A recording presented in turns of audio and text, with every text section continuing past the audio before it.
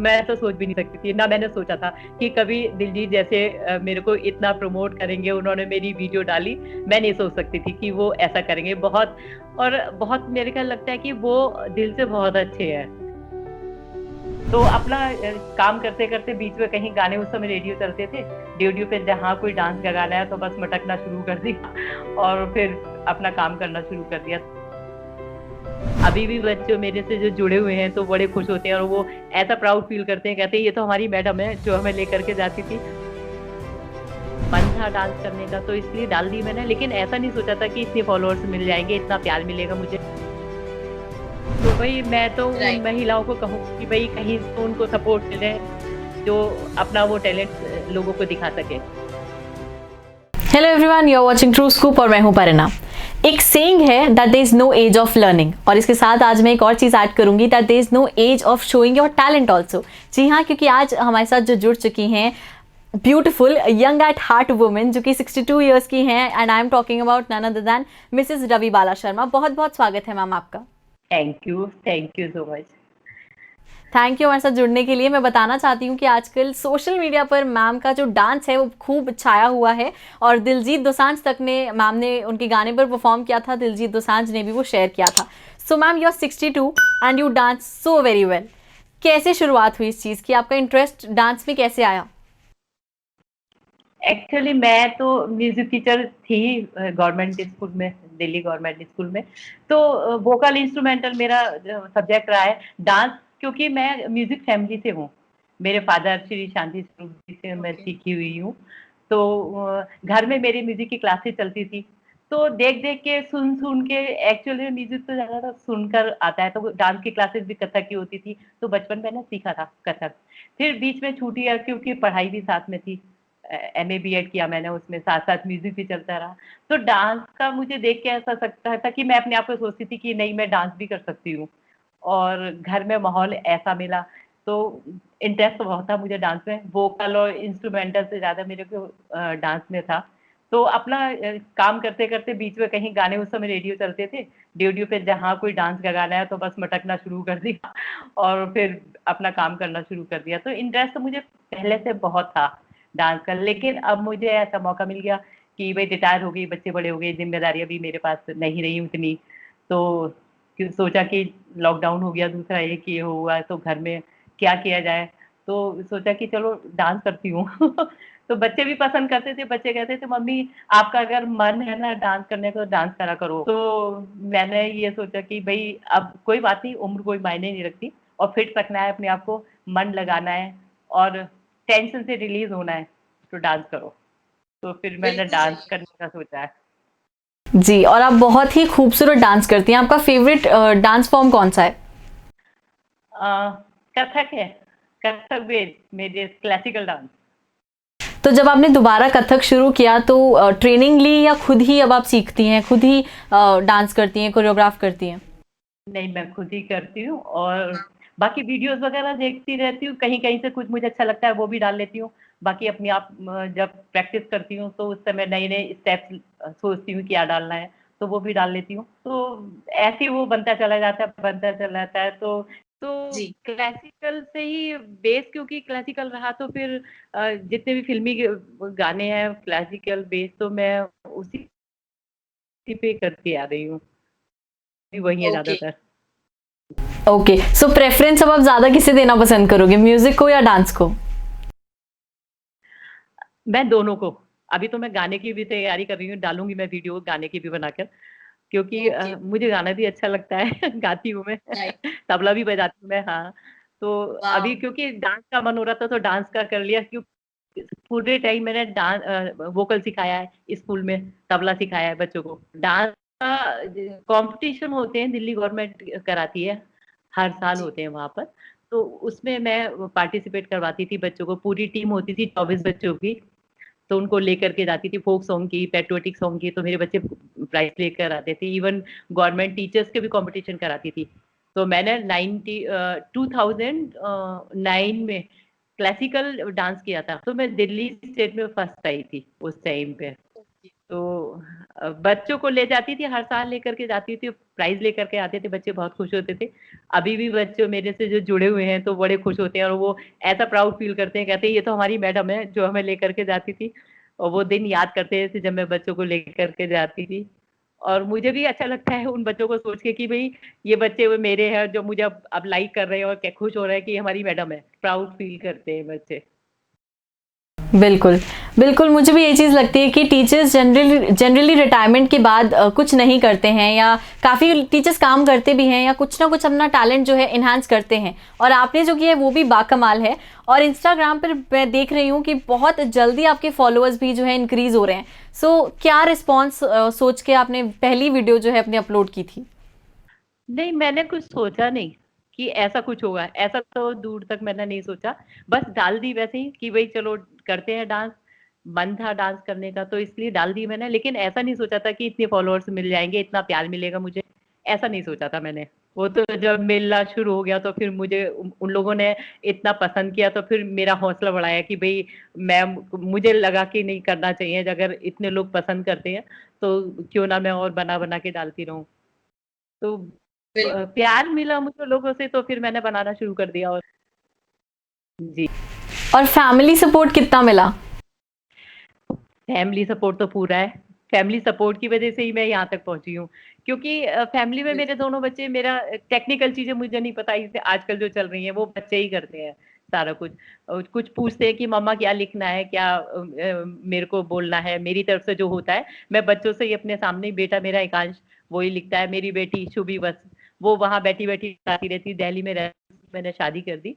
तो बताती रहती है मम्मी आप ना डांस में थोड़ा-सा ऐसे और कर लो, थोड़ा वैसे तो सपोर्ट तो मिलता है मुझे। घर का सपोर्ट ही है, तभी मैं इतना आगे बढ़ पा रही हूँ। पूरा सपोर्ट है मेरे को। बिल्कुल मैम। तो एक सॉन्ग को कोरियोग्राफ करने में और उसको वीडियो बनाने में कितना टाइम लग जाता है आपको? मुझे हफ्ता लग जाता है, ओके। 1 हफ्ता लग एक जाता है। एक सॉन्ग के लिए। क्योंकि ना घर की ज़िम्मेदारी ना खाना बनाना घर में अभी भी क्योंकि आपको पता है कि जो इस कोविड का चल रहा है तो घर में कोई आता नहीं है तो मैं सारे काम सारे खुद करती हूँ। तो काम करने में भी टाइम लगता है, बाकी थोड़ा रेस्ट भी चाहिए होता है। फिर अपना डांस को टाइम देती हूँ। तो उसमें टाइम तो लगता है इसलिए 1 हफ्ता तो लगता ही है। सुबह-शाम मैं अपनी एक्सरसाइज़ योगा करती हूँ, मैं एक्सरसाइज़ करती हूँ वाह! मॉर्निंग में अपने लिए हाँ, उसके बाद फिर अपना डांस शुरू करती हूँ। दैट इज़ फिर घर नाइस। की और सारे काम जो जी, घर घर के सारे काम होते हैं जो घर में, वो सारे काम खुद ही करती हूँ। ओके, तो और क्या-क्या हॉबीज़ हैं मैम आपकी? डांसिंग एंड म्यूज़िक को छोड़ के और क्या-क्या करना पसंद करते हैं आप पूरे दिन में? मेरी को पेंटिंग बहुत पसंद है, मैं पेंटिंग किया करती या जो वेस्ट मटेरियल होता है उसकी चीज़ें मैं पहले बहुत बनाती थी जब पढ़ती थी। फिर तो ये हो गई शादी हो गई, बच्चे तो बच्चों की ज़िम्मेदारी है, वो सब चीज़ें पीछे होती गई। बाकी म्यूज़िक इसलिए जुड़ा रहा क्योंकि मैं वर्किंग रही, म्यूज़िक से जुड़ी रही, स्कूल में पढ़ाती रही तो म्यूज़िक से जुड़ी रही। बाकी सब चीज़ें छूटती गई, घर की ज़िम्मेदारी बहुत हो जाती है ना। घर भी देखना, खाना-पीना सब वो करना, स्कूल देखना, बच्चों का बिल्कुल। पढ़ाना देखना। रिश्तेदारियाँ निभानी, वो बहुत सारी चीज़ें इतनी हो जाती हैं कि वो स काफ़ी चीज़ें छूट जाती जी, हैं, ना चाहते हुए भी छूट जाती हैं। तो ठीक है, अब अपनी बिल्कुल। इच्छाएँ पूरी कर रही हूँ मैं। जैसे कि आपने कहा कि ना चाहते हुए भी इच्छाएँ जो हैं वो छूट जाती हैं। कहीं न कहीं आपको भी लगता है कि हमारे देश में जो औरतें हैं, बहुत टैलेंटेड हैं, बहुत क्रिएटिव हैं, लेकिन कहीं न कहीं फैमिली का रिस्पॉन्सिबिलिटी इतनी ज़्यादा हो जाती है कि अपने टैलेंट की तरफ ध्यान दे ही नहीं पाती हैं। बिल्कुल, बिल्कुल सही कह रहे हो आप, नहीं कर पाती और होंगी मेरे जैसी। शायद मेरा बेटा और बेटी मेरे को इतना सपोर्ट नहीं करते क्योंकि टेक्निकल चीज़ें मुझे बिल्कुल भी नहीं आती और ना मैं जैसे कई बार फ़ोन ज़्यादा देर तक देखती हूँ तो आँखें दर्द करने लग जाती हैं। फिर सोचती हूँ नहीं सर दर्द होना शुरू हो गया तो कई बच्चे देखते हैं उस चीज़ को तो कई लेडीज़ ऐसी होंगी जो मेरे से ज़्यादा टैलेंटेड होंगी, लेकिन नहीं कर पा रही, क्या वजह रही हो उनके साथ में? फैमिली सपोर्ट है या कोई टेक्निकल चीज़ है या इतना चीज़ उनके पास उनको नहीं पता ये सब चीज़ें। आज मुझे किसी मेरी फ्रेंड से बात हो रही थी, वो कहने लगी आपने अब शुरू किया, पहले क्यों नहीं करा? पहले तो ये भी प्रोग्राम टीवी पे आता था, वो भी आता था, सारी चीज़ें उसमें आप डांस के कॉम्पिटिशन में क्यों नहीं किया आपने? मैंने कहा भैया अभी रिटायर हुए मुझे 1 साल हुआ है। हुँ, हुँ। तो मैं ज़िम्मेदारियाँ मेरे को स्कूल की, बच्चों की, घर की ज़िम्मेदारी पहले वो है प्रायोरिटी पे, उसके बाद फिर ये सब चीज़ें हैं। तो इसलिए नहीं कर पाई मैं, शौक तो मेरे को बचपन से ही है, लेकिन ये है कि मौका मुझे अब मिला। और अब मैं कर पा रही हूँ क्योंकि सपोर्ट है मेरे को। तो वही मैं तो उन राइट। महिलाओं को कहूँगी कि भई कहीं से उनको सपोर्ट मिले, जो अपना वो टैलेंट लोगों को दिखा सके। बिल्कुल। और मैम आप अब मुझे एक बात बताइए, दिलजीत दोसांझ ने आपकी वीडियो शेयर की, एक्सपेक्टेड था कुछ या उसके बाद का रिएक्शन क्या था आपका और आपकी फैमिली का? बहुत बढ़िया, बहुत, मैं तो सोच भी नहीं सकती थी, ना मैंने सोचा था कि कभी दिलजीत जैसे मेरे को इतना प्रमोट करेंगे, उन्होंने मेरी वीडियो डाली, मैं नहीं सोच सकती थी कि वो ऐसा करेंगे। बहुत, और बहुत मेरे को लगता है कि वो दिल से बहुत अच्छे हैं। बहुत जी। अच्छा लगा मुझे कि उन्होंने मेरे को ऐसा किया और मेरी वीडियो को डाला, बहुत बढ़िया लगा मुझे। राइट। मैम जब कथक दोबारा स्टार्ट किया अपने रिटायरमेंट के बाद, तो क्या-क्या डिफिकल्टीज का सामना करना पड़ा डांस को लेकर? डांस को लेके मेरे को अर्थराइटिस की प्रॉब्लम है, मेरे ओके। घुटने में प्रॉब्लम हो। हाँ, तो थोड़ी-सी ये आती है कि कई मूव होते हैं, मैं सोचती हूँ बैठ के मेरे को एक्शन करना है, तो मैं बिना हाथों को नीचे फर्श पे रखे ना तो उठ सकती हूँ, ना बैठ सकती हूँ। तो डांस में वो बीच में ब्रेक हो जाता है, तो कितने एक्शन होते हैं कि थोड़ा-सा आधा बैठ कर के एक्शन करने या बिल्कुल एकदम नीचे बैठ के सीधे एकदम खड़े होकर कर लो, वो चीज़ें छूट जाती है। तो मुझे लगता है यार डांस में वो चीज़ मैं महसूस करती हूँ कमी, क्योंकि कई वीडियोज़ देखती हूँ बैठ के भी होता है, मैं ठुमरी पे करती थी, या तो पूरा मैं डांस बैठ कर करूँ। फिर खड़े होने में वही कि हाथ का सपोर्ट फर्श पे करके फिर मैं उठूँगी, सीधा पैर एकदम से नहीं होगा, थोड़ा-सा मोड़ना पड़ेगा। वो दिक्कत आती है मुझे को वहाँ पे करने में, या कथक के जो तत्कार होते हैं पैर से, वो इतनी स्पीड से नहीं दे पाती, उसमें कहीं लगती है। पैर को थोड़ा ऊँचा उठा कर के मुझे ठुमकाना है, तो वो ठुमका नहीं कर पाती। तो वहाँ मुझे कहीं-कहीं लगता है कि यार ये क्यों नहीं कर पा रही मैं, इसमें तो मैं ये भी कर सकती थी, अब ये क्यों नहीं हो रहा? तो वो कमी महसूस होती है मुझे। बट हमें लगता है कि आप अपनी एज के अकॉर्डिंग जितना कर रहे हैं वो बहुत ज़्यादा अच्छा है और बहुत अच्छा करती हैं आप और बहुत एंटरटेन भी हो रहे हैं आपके फैंस। जी, जी। हाँ जी, हाँ जी। जी। अच्छा तो लग रहा है, मैम बहुत अच्छे-अच्छे कमेंट मिल रहे हैं मेरे को। हाँ। बिल्कुल। तो मैम अब आप सोशल मीडिया स्टार बन चुके हैं एक तरह से, बिकॉज़ आपके काफ़ी फॉलोअर्स भी हैं। सो क्या-क्या रिस्पॉन्सिबिलिटीज़ अब देखते हैं आगे? कितना आगे सोचते हैं कि डांस को और लेके जाना है, लोगों को एंटरटेन करना है? करती रहूँगी जब तक मेरा शरीर साथ दे रहा है और मेरे जी। पैर साथ दे रहे हैं, और बच्चों का सपोर्ट मिल रहा है मुझे, टाइम मेरे पे खाली है, मैं करती रहूँगी उस चीज़ को, रोकूँगी नहीं।